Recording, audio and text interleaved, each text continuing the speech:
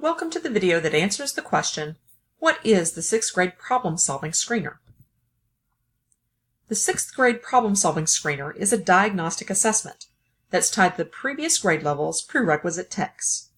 Since this assessment is given to every 6th grade math student at the beginning of the school year, it tests problem-solving with 5th grade concepts and applications, those skills that students entering grade 6 should have mastered. It is important to note that there is no time limit for the problem-solving screener. If a student takes much longer than other students, that rate of speed is worth noting. But don't cut a student off if they're still productively engaging with the assessment.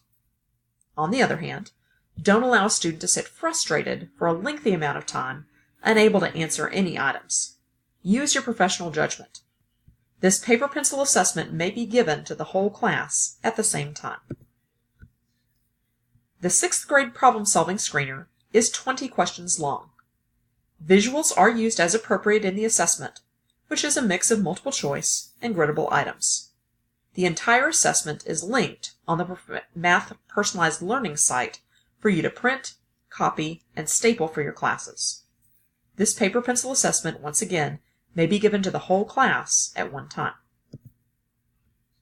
A key that denotes which 5th grade math TEKS each question aligns to is provided on the Math Personalized Learning site. There will be an updated key each school year in DMAC.